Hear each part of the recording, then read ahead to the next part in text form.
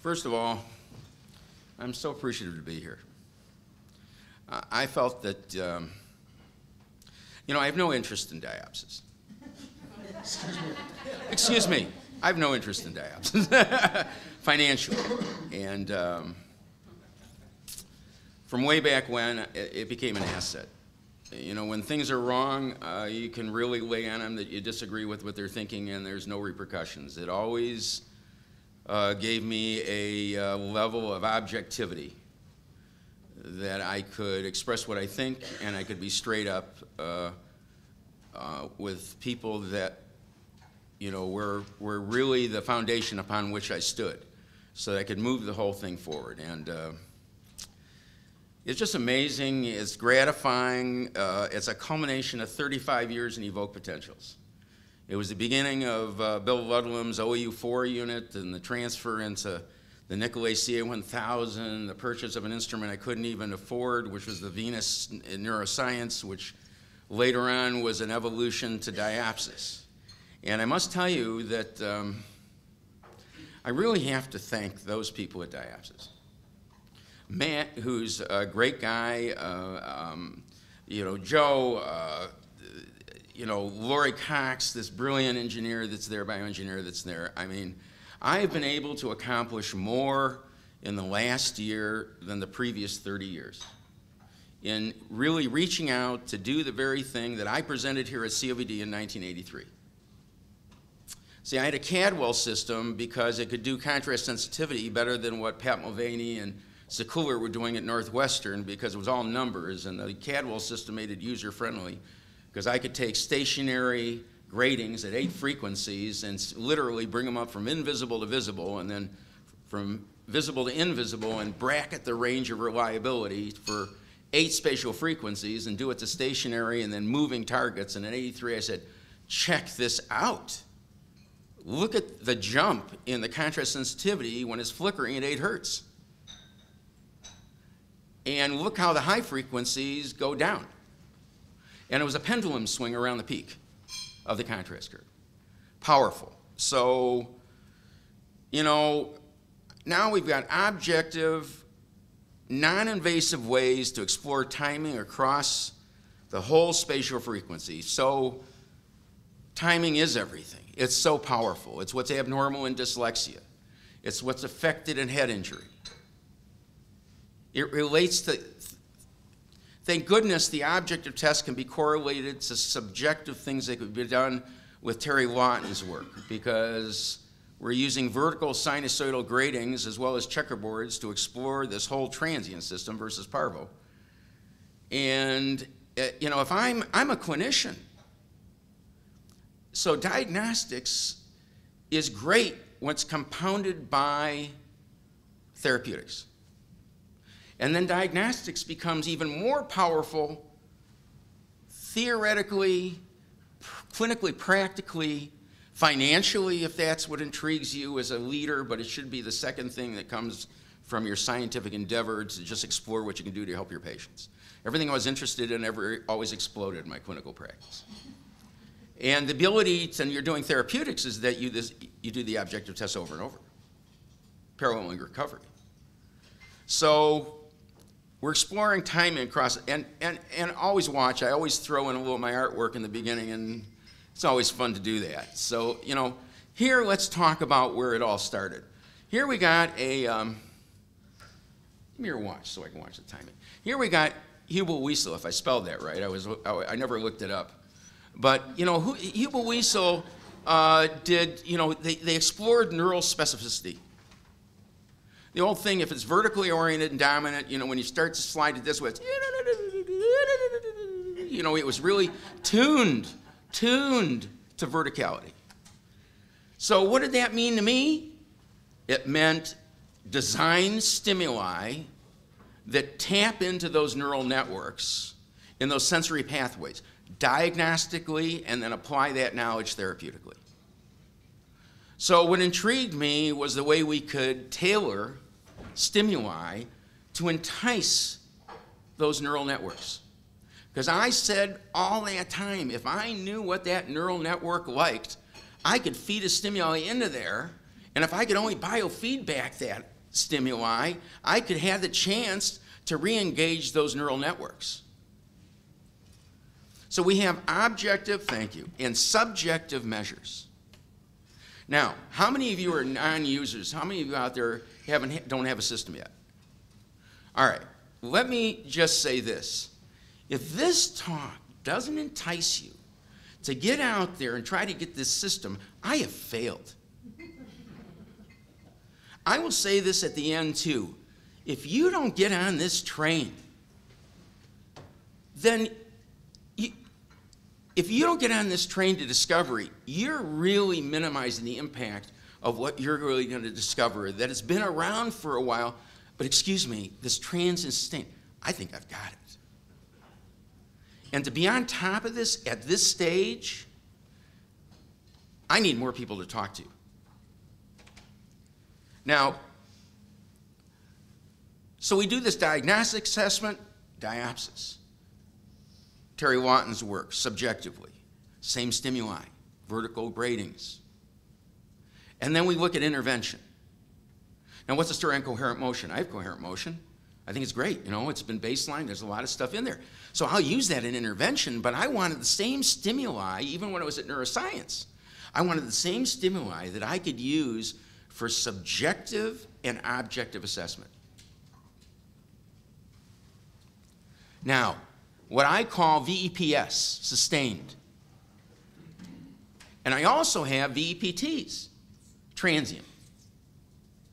So I break it down in two separate tests, and often if I have amblyopia, I run them both.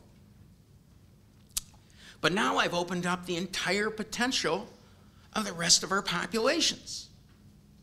Traumatic head injury, reading deficiencies, dyslexia, sports. So this has opened up everything. But in amplitude, we're talking mostly amplitude when we do this, the sustained system, because we're doing amblyopia. Yeah, do I see that there are timing delays that make it more sensorily embedded, more difficult to bring out? Yes. Oh, and Joanne, can I have my briefcase? I want to pull out those manila folders and hand them out. I only brought about 18 of them because I only had 20 left. This was a piece that I sent out. And if you could come over here, you can hand this out to the lucky 18. And I don't have more, but you can always photostat them off, and you could pass this out. So this is something I sent out to my colleagues. Here, just take the top one out. This is something I sent out to my colleagues in Illinois to engage them on what VEPs were all about with amblyopia. But there's a case in there I want to cite. So when I look at amblyopia, I'm looking at primary amplitude. And I'm also looking at implicit time. When I look at transient function, I'm looking at the magno-parvo relationship, and I'm looking at timing primarily, and amplitude on the small scale. So understand that you're going to see mostly in my data a lot of things having to do with implicit time, and I'm not going to talk much about the amplitudes. Now, here we got stimuli design. We've got sustained parvo versus transient magnostim. So what are my stim packages? What have I developed to reach out and touch the systems? First of all, I've got a parvo stim that's a checkerboard. Now, what parvo likes, oh, let me stop right here. Jonathan, you want to know how this system operates and how it works? Some of you have heard this story, and as far as my wife's concerned, she's heard it plenty. Jonathan, I'm trying to explain this to the mother of what I'm doing in treatment. Jonathan stops being, he's 12 years old, and he says to his mother, he says, listen, this is what Dr. Lederer is trying to tell you. You've got two pathways in the visual system. One is slow, like a tortoise. The tortoise only cares about detail, color, detail. The fast-moving system is like a hare. The hare is not worried about detail. He's out there with a survival system. Whoa, what's that? Unexpected movement, the direction of movement, the speed of movement. If that isn't sports, I don't know what. And he says, the problem, Mom, with my brain is the hare is running slower than the turtle. If that's not a cool way to express things, it's a 2-hour lecture in under a minute. So keep that in mind. So what do I do for the parvo stim? I use a checkerboard. I use it at 85. You know, why checkerboard? Loves edges. I use 85% contrast, high contrast, and the temporal rate's slow. Slow moving system, 2 hertz. Then I've got this checkerboard that touches on the magno transient system. I pull it as a small m, a small magno, because it's very edgy. But it's running at 5% contrast, which is cool. And it's running at a 4 hertz temporal rate, twice as fast as the Parvo. And then the luxurious magno, the big M. The big M is a vertical sinusoidal grating. Why? Because vertical gratings hitting on movement in the horizontal world we live in is sitting there and there's no edges. It's just a gradual change from dark to light at 5% contrast. Low contrast, moving fast, 4 hertz. A cat at night. Whoa, what's that? They aren't reading signs. There isn't the identification in the same way. Now, reliability. Amplitude versus implicit time. There's a little pearl in there. First of all, I have to tell you that it was very, very, very, very long ago in my first endeavor in VEPs, doing a CA1000, and Bill Ludlam took me off to begin with. I give him credence. He really opened up a little machine that did EOGs, and it did, VEPs, and it did alpha suppression, which they're now involved with as well. But I stayed at the Academy meeting. Bob Yalton at Pacific University, who was on my research team in this, which I'll talk about in a second, he was lecturing on the reliability of VEPs. And if you know anything about Bob, he was the pessimist in my group, and I was the undying optimist. But the thing I loved about Bob is that if I showed him he was wrong, he would change. Now, here we are, and I wait till the end of the Academy meeting. The very last, everybody's going home, I'm waiting, because he's talking about the reliability. So I walk up to him, I said, Bob, here's what I'm doing. I waited till the very end. Here's what I'm doing. Tell me if I'm doing it wrong. He says, well, look how many responses you're running. He says, if you do it that way, you're on target. So Bob was a great stimulus in challenging the reliability of VEPs. Well, then we started this nonprofit research group, Penelope Suter, Bob Yalton, and Steve. And Bob Yalton, and Van Zeeman, and McConkey, the leading eye movement guy in the world in NIH studies. And a student of mine that, Larry Bache. And we all came together, brought them together. It was a really heavy hit meeting until neuroscience went under, because they were spending all their time selling to scientists. You now have the company that's rocking and rolling. To not have VEPs in your practice to do what you can do is, well, I would say it's an intellectual disaster, it's a financial disaster, it's not capitalizing on the potential of what we now can do. And please let me keep it simple enough that you can grasp it so you're not afraid to reach out. You have enough self-esteem to charge into it and know that we're all friends and we'll all talk. And I'm learning from Trent yesterday, and hey, just think tanking. So now we want to improve the reliability of the VEP. We want to in that group, improve the power of the VEP measure, the sensitivity of the VEP measure. So I want you to know try visualizing what could be, and then understand it's now. What we're doing is we're tracking sensory timing across the entire spatial frequency spectrum. That was my goal. I'm going to take that thing all the way out. I'm going to take VEPs and look at implicit time and measure timing in the brain. Timing is everything. It's what's off in dyslexics. Let's say implicit time is far less variable than amplitude. And as I had a talk with Lori Cox, I said, I started thinking, my God, thick skulls, the amplitude goes down when the skull's thicker, and not in implicit time it doesn't. Just amplitude. So the timing is not affected anywhere near as much when you have a thick skull. That's the kind of thing. So when we're talking about implicit time, you better reach out and realize you've got even a more reliable and predictive measure than amplitude. Now let's talk cases. Let me give you a summary. I'm going to show you a normal one. I'm going to show you an abnormal one. I'm going to show you where the first time you start to see the transient systems coming back is with the present stimuli we have. Then I'm going to show you a normal one. Then I'm going to show you an abnormal one. The normal one, a myope, doing ortho K, trying to teach her about transient motion and get peripheral. The last one, a traumatic brain injury. Now, here's my girl. This is the first guy. Now, I want you to know when I change stimuli, I'm looking at where are normals. I changed stimuli, and I had 4 in a row. You know, in our practices, we have a lot of abnormals.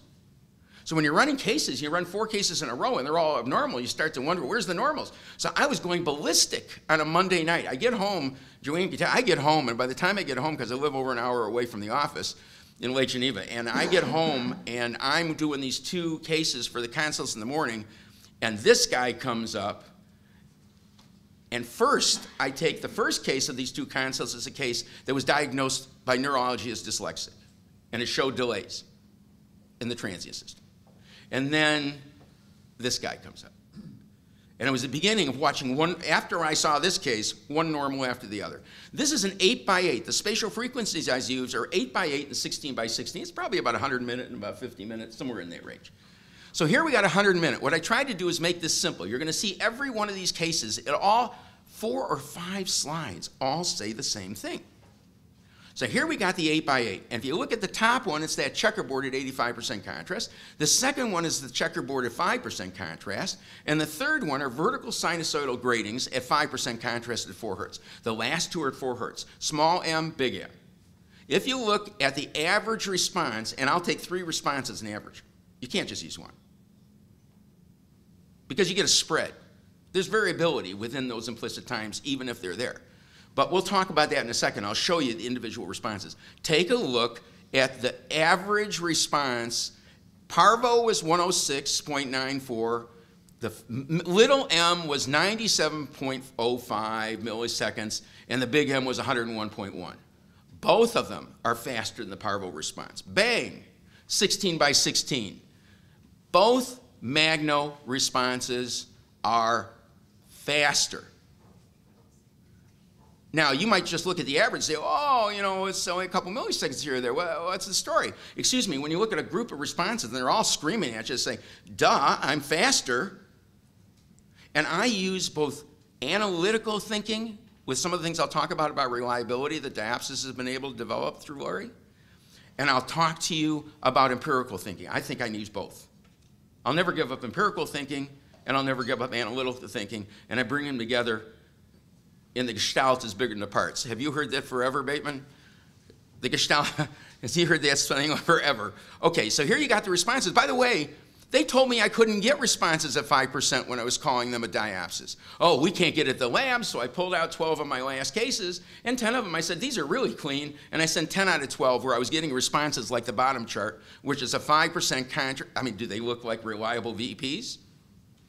Those are 3 responses overlapping. 2 Parvo responses, 3 small m Magno checkerboards at 5%, and 3 at the bottom. I mean, excuse me, those are very reliable waveforms. Now, here's another way of saying the same thing. Now you're seeing 8x8 checkers, and you're and small m Magno and the big sinusoidal gratings, and you're seeing it 16x16 all in once. But you're getting a chance to see all of those 3 responses. Now you scan them, and then you scan down by the bottom vertical sinusoidal, and you just scan them, and they all look faster. So if it smells like one, it tastes like one, you got one. And you can see from the yellow that there we're looking at the checkerboards faster, the vertical sinusoidals faster at 8x8, and the same thing's true at 16x16. So this crosses the bounds of 16x16 and 8x8, but I'm going to show you where it first kicks loose when you got a delay, and where do you expect to get the first faster when in treatment. Okay, let's show it a different way. Let's show a deficit, a transient deficit, where the transient system is slower than the sustained. Here we got the same pictures, right? Look at the VEPs. I mean, these are reliable VEPs at 5% contrast. Forget the 85% where you get usually a narrower spread because you're getting these signals that are a little easier to pick up on. But they were telling me I couldn't get 5% contrast. I'm saying, what are you talking about? And each time, I mean, I was getting, you know, even John Siegfried saying, oh, yeah, sure, you know, he's always a skeptic. And I say, okay, here you go. Well, I guess you are. So you get the same thing. In this case, we're seeing this patient, okay, who is reading issues. And we're seeing that on both the, on both those responses, excuse me, it's marked as F, it should be slower, that the checkerboard at 5% contrast at 4 hertz is slower, and so is the vertical sinusoidal grading slower. And this is 8 by 8, 16 by 16. Same deal. If you look at the yellow, chase right after it, and why do I highlight the vertical sinusoidal grading? I'll talk about that in a second. See, because the checkerboard is too edgy for me, it's not really hitting the transient system. It's more like a turtle with rabbit ears. I mean, it's not really a rabbit, all right? I want a rabbit on steroids. I mean, I want a rabbit that's kicking loose, that's tearing up, that really can run fast. I don't want to dress up a turtle and think he's a rabbit. But it doesn't matter, because the truth is, in glaucoma, when you're lowering the contrast in checkers, the real abnormality might lie closer to the peak, which was my understanding in contrast sensitivity to begin with. So we can't just assume that the fastest transient system is where the pathology starts to hit its first mark. The peak is the most sensitive. So I think they're on target in the glaucoma stuff because they're really hitting on where the contrast data showed in psychophysical testing in glaucoma. Here again, we look at this patient, you can see that the checkerboard at 8 by 8 is slower, 117 compared to the 98. The vertical sinusoidal is slower. Of course, it's a little faster than this checkerboard. And you get the same thing at 16 by 16. Again, you'll notice that even though it's slower, the vertical sinusoidal is a little faster rabbit. Now, here again, we look at the sustained pathway timing. A lot of things you were looking at yesterday. Here we got the 8 by 8, and you can see the 98, and you can see the same data, right? Here's the little m going at 117, the big M going at 107 with the vertical sinusoidals. It's all slower, 16 by 16, same thing. And then we start purging out into the parvo system to look at the parvo timing with those 85% contrast checkers. So it goes 98.5, then 99.5, 101.4, 101.4, and then 106.3. So I asked myself, is it the 101.4 and 101.4 at 32 by 32 because there's something funky in the data? That's why I did it. I wanted to see if there's some compression or distortion that occurred on that spatial frequency timing when it was basically the sustained system. So I run that because I'm looking at timing everywhere. Or it could be I'm not running enough responses because I was trying to save time and run 2 on each. Maybe I need to run 3 on each if that's my goal, which it always is in amblyopia. So it's another way to look at the same data, except I've added the sustained pathway timing going to 32, 64, and 128, which is part of my workup. Now here we go. Here you see this. Here is this child, and this doll, Katie, is showing you kind of what I wanted to show you. That basically the timing at 16 by 16 is faster than the 128 by 128. All right? Now, here's another important point. This is a little girl that you could not test subjectively. She was too young to test subjectively. The power of objective assessment. I can tell you where she has a transient system, and we spent all night at dinner talking about how we can reach those kids with TERI-1 and therapeutics. I think there are ways. I think there are ways to get infants with dyslexia early and identify it before they have to suffer both the consequences of falling behind and the emotional catastrophic effects of that. My whole website, if you haven't seen it, it's under www.drpaullederer.com, just drpaullederer.com. It talks about the emotion. This came from a patient too. The man says, the emotional collateral damage of these problems going undiagnosed is huge. And my whole website is devoted to that. And I will tell you that we need to get there early, and not only diagnostically. So I don't see things as separate. I see diagnostics and therapeutics and then retest and diagnostic, I mean it fires up the whole thing. Now, this is the span of distribution. Just like when I take 3 VEPs, I'm interested when I go back here to say, what is the spread between 98.5 and 98.5? So I put little s equals. What's the span? Where if I go to the vertical sinusoidal gratings at the bottom, he gets me the pointer, and then I don't even use it. But if you get to the bottom here, right, if you get to the bottom over here, you know, you could say over here, it goes from 103 to 107.2 milliseconds. So I kind of write the span here because I think the span shows me the variability in that data, you know, just as a number. So I know where to kind of place my thoughts in terms of the repeatability of it. Now, here we go in that same thing here. Here we got, now here's a patient. Now, if you open that little piece I sent out that was that PR piece, open to case number 1 inside. You're looking at a 17-year-old girl came in with constant diplopia. Constant diplopia. A neural timing delay that wouldn't quit. Neutral density filters on the normal eye, trying to get the timing equal, trying to get rid of her double vision. All right? Really messed up, unsuccessful getting her. Look at what that one looked like. Every frequency ended up at 101.1 milliseconds. No spread in timing across the sustained system. That's what I was looking for. Maybe it's not sticking yet, but maybe it's how deep is the spread compared to it. When is the spread reducing compared to expanding from one spatial frequency to the other? Really interesting. And I'm looking, you know, excuse me, when you get this system and you're not started and we can outline the protocol, you can hit the ground running. You can be like Smash Mouth. I mean, just hit the ground running because you'll say stuff to us that we hadn't thought of because you're coming with a different paradigm of a beginner in this, and it's not a beginner. I mean, you won't have to start where we started. You can already be kicking loose, and it's not long, and it's not difficult, and it's easy. I don't run these.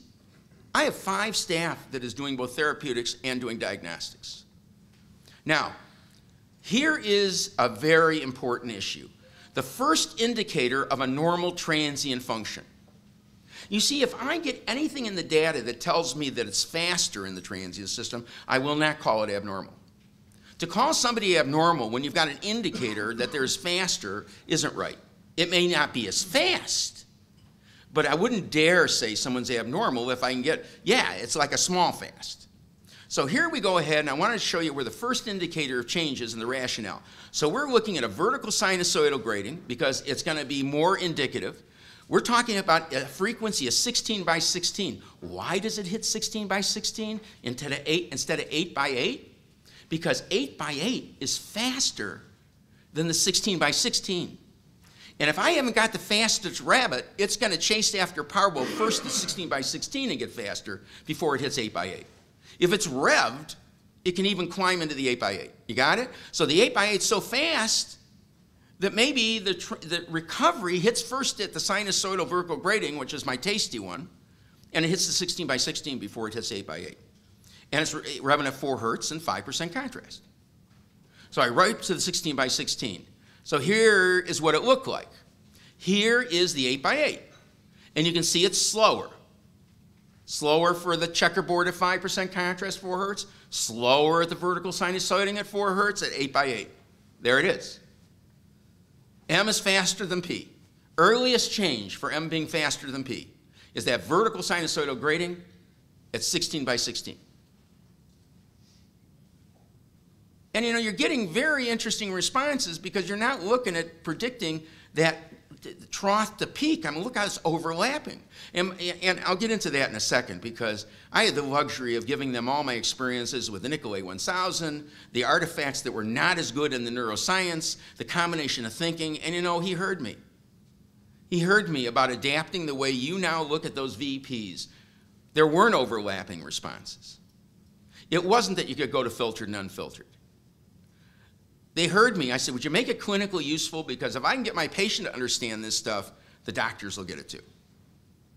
And you have to present it to the patient so they get it. I take them right into this. Now here we go. First indicator, another way to look at the same thing, and now you see the spread. Look at that 8x8. Look at the Parvo spread. It goes from 105.4 to 106. Look at the bottom one, the 8x8 vertical sinusoidal. There's one in there that runs at 124. And the fastest one is at 110. So I look at the spread, I mark it in there. I didn't do it this way because I want to keep it simple, you know. So I take the average, and then I see slower, and then you get to the 16x16, and there you see the pop. The pop at the vertical sinusoidal at 16x16. That's where you look for recovery. And, you know, and I am going to be doing a lot more retesting. The idea of when can they accept an insurance we talked about yesterday. The idea of where do they have to be in your program to all of a sudden say, when would I retest it? All of a sudden I see a hot session. And all of a sudden they're getting better means and thresholds. Here's the way it looks this way. You see down that one column, 106, 114, 118, 119, 117.5? Is that not enough responses to average? Or is that really a funky transient, a funky sustained system timing issue? And I suspect we are going to see some sustained timing issues, but that's not the thing I wanted to present. I really think we've got to hang loose on Magno Parvo because that opens the doors to everything. Talk about the ability to pick up fast movement, unexpected movement, the speed of movement, the direction of movement. If that isn't sports, I don't know what is. And if I see someone's got a delay in timing on top of that, and they're into sports, you better believe I'm going to integrate therapeutic intervention, and I'm going to be continually looking at retest diagnostic assessment. What if, and this is just the thought for now, what if they're normal on the VEPs? Does that mean I can't make them faster? How do you measure that? One, what we measure, and two, the bottom line. Dave. One, these guys I met, brilliant in sports. Are they getting more points? How are they playing? Coaches don't care about VEPs except it's a tool to see how, some people are saying the faster the timing, the better the receiver. Okay, here's one, myopia control. I wanted to show you, this is an ortho-K patient, which I've been doing since 1974, 4. Amazing. But here was a myope, and it was an optometrist's daughter. So I go ahead and I say, let's do this diagnostic profile. It's just part of the ortho-K. I say, let's do it. And then I ended up doing a couple sessions. It was amazing. I'm not showing that stuff today, but how fast she went from a certain, so I look at the normal VP, and I get this thing where it's definitely faster. Here's an efficient reader, right? I mean, you expect them to be faster. So now we got a case of myopia, you know, real efficient reader, you know, that my biggest problem is trying to slow down her myopia. And she gets real, you know, real high level tunnel focal. And I'm trying to talk to her, you know, they never understand divergence. You ever ask them what their concepts of strategies are for convergence and they tell you, and you ask them divergence, they look at you and give you the words you just said? They don't really get it until they start working in therapeutics and they come out of there going, whoa, is that wider? You know, whoa, I'm picking up. So here this thing is where you got faster systems on the 8x8. Here you got faster systems in the 16x16. Clean responses. Clean, right? All right, here it looks on the spreadsheet. So I'm giving you the same thing different ways so you can see the individual responses. Now, what's interesting, I could take the average, and it's faster, but sometimes I could look at individual responses and say, wow, 106.3, what about that checkerboard that's running 87.8? Well, can I use the 87.8? Can I use that individual response? I'll take a look at the average. I'll take a look at the waveforms. I'll look empirically, but I'm going to show you in a second what Lori Cox has done, and Diapsis has done, and Matt's done, and Joe by promoting looking at this stuff and staying in front. So here's what it looks like on that profile, and I think the spread of putting those responses, and that's why 3 responses, you know, really gives me more. Is it hard to run? Well, maybe if I was sitting there myself and doing it. But I tell them, hey, run that again. Because I always do my workup and add some exploratory work, always. And so ever since I was little. Here's the sustained pathway. Now here's one for the sustained pathway that kind of looks kind of weird. Faster, yeah, transient's faster, very reliably faster than Parvo here for the 8x8 and 16x16. But what's the story on the sustained timing issue? I'm taking apart timing non-invasively and objectively across the visual network with VEPs. Excuse me, who's done it? I said, Lori, who's done this before? She said, not really anybody. I like that. But I don't. I mean, who do I read? I mean, it's like when I turned in this paper to Mano on fixation disparity, confusion in Pannon's area, he says, give me a citing of confusion in Pannon's area. I said, there is no citing. I mean, I don't know. What do you mean get a cite? All right, now, traumatic head injury. This guy had an executive that had a head-on collision, referred by a psychiatrist, neurologist. The deficit is present on objective and subjective testing. The deficit is present across all transient stimuli, both the little m and the big M. So we got a diagnostic profile. The transit pathway deficit with a VEPT, transient, electrophysiologically with diapsis. Thank you, Matt. I mean, these guys have been, I've never had so much cooperation and the ability to go with it, even though he says he only understands 50% of what I say at the time. 20%. Okay, but that's a joke. I know how smart this guy is. It's a joke. Now we look at the CSF transient. I have a sustained transient workup with Pelly-Robson, Viztech plates, fax charts, and then you have the transient. Just like the VEPT and the VEPS. Psychophysical. Thank you, Terry. Okay, here we go. Here's this head trauma case. Delays. Do I have a baseline? No, but you do in sports training. Because you can screen a whole team before they have any injuries. And then you can retest them upon injuries. And then you can, they love the fact that we can use that stim to bring up and tune that neural network. Because that's the system that picks up transient movement, unexpected movement. Here's the thing. The stuff alone will tune the brain, or as my therapist Elena would say, it massages that part of their brain. That stimulates, I like that. It's very soft. Massages the part of the brain that's the movement system. But you see, if you do her stuff and that's all you do, it's not enough. It doesn't really work. It's like a massage. You've got to do like I do. You can do a divergence thing before they do that. Or you can have them focalize and toss the BB toss and start to move that way. And then you do it after the stimuli. And you'll see all of a sudden their basing kicks right up. Whoa, things are wider. Whoa, I can handle this better. I mean, who could ask for better? Pre and post in the same session. But then they got to transfer. They got to leave that office thinking transient system and seeing when they're walking in the parking lot, whoa, there's something moved over here. It's got to be the game. If they're reading problems, they got to read afterwards. And if they can't, don't give them science reading where they got to slow down. Give them a short story that's easy so they can push the system, push the speed without being paranoid, like a little perfectionist. Boy, do they have trouble going fast because they want everything perfect. Here's 16 by 16, slower. Here we're looking at the profile on them, and you can see the spread of each individual response. Really very tight spreads, except for that one over on the 8x8. And by the 8x8, you're seeing that tendency, of that one response, which is why I highlighted taking a look like, at certain of these responses. See right here? I say, what's that? But if the waveform's funky, I'll throw it out empirically. But I'm going to talk about something new. But first, here, we're seeing the sustained system spread. I always do at 32 monoculars. Insurance.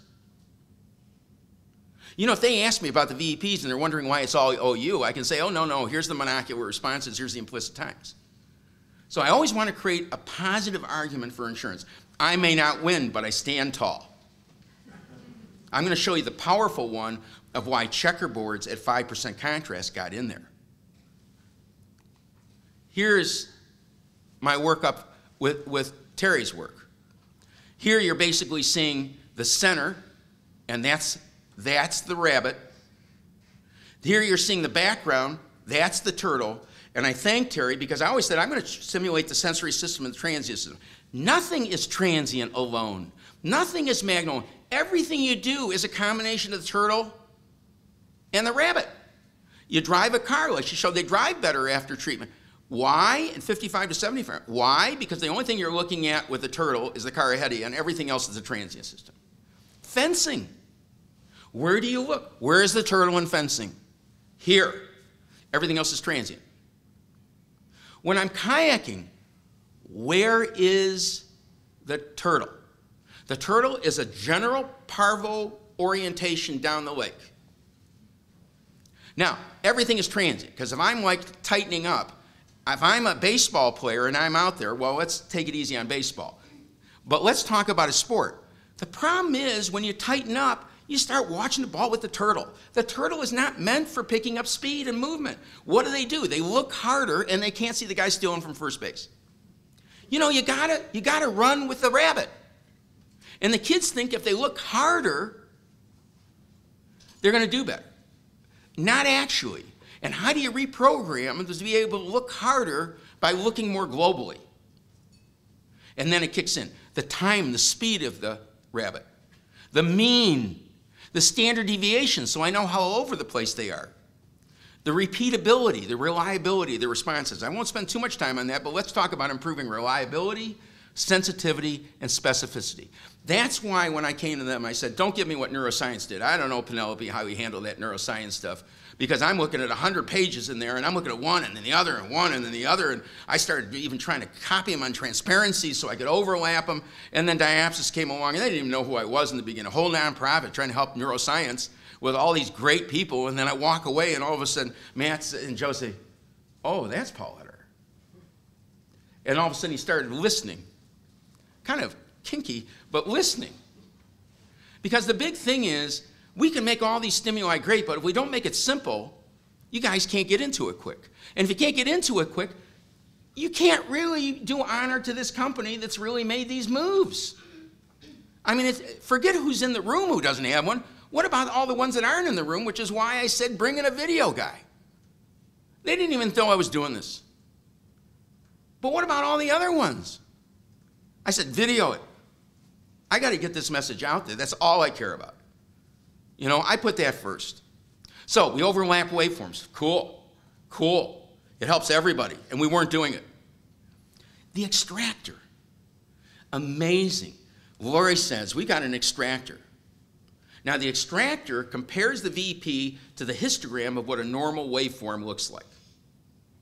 Reliability index. They got a way now to measure the reliability of each of those components in the histogram and give you a measure of the reliability. Filter and unfiltered data. Pushing the enticing the transient system. Well, look. This is 8 hertz. Sorry. This is 8 hertz. Why can't you use 8 hertz? Because 8 hertz, 2 hertz into 1,000, you got a 500 millisecond spread to watch your response in. 4 into 1,000, you got a 250 millisecond spread. So having the P100 around 100, 125 is okay. You can see the whole waveform. If you do 8 hertz, you only got 125 millisecond spread. So here you've got the filtered data with the extractor, and then here you've got 3 individual responses where you've got a good response. Why? Because you can see the peak and the trough. Unacceptable. 2 filtered responses, don't they look beautiful? Until you unfilter them. And then you realize you're really not measuring the peak because you haven't measured the entire VEP waveform. It went beyond the 125 milliseconds. You can't use it. Unacceptable. Throw it out. Don't go there. You start out, just do the 4 hertz and the 2 hertz. Don't throw yourself into taking a chance of predicting the wrong information. Yeah, the tortoise and the hare. Margaret Livingston. You know why I use checkerboards?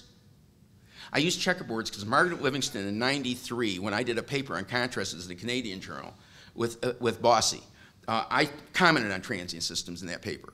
The problem is Margaret Livingston not only used checkerboards at low contrast and fast moving, but in the same paper she discusses autopsies on dyslexics where they had 37% smaller magnocellular area. I mean, can you argue an insurance company better than that? VEPs, abnormal delays in dyslexics, autopsies on dyslexics, duh, I will stand strong arguing an insurance company. So I push and entice the transient system as much as I can. Excuse me, timing is everything. The future is now. The beginning is now. There is no time. I can't do this myself. We need to help people. We can't go into the abstract. I'm not into academic massage. I'm into clinical work, the patient that sits in front of me. So I just want to tell you, they've enabled me to reach for the future now. And you got to jump on this train of discovery. So I want to thank you for letting me present this, because I was dying to do this.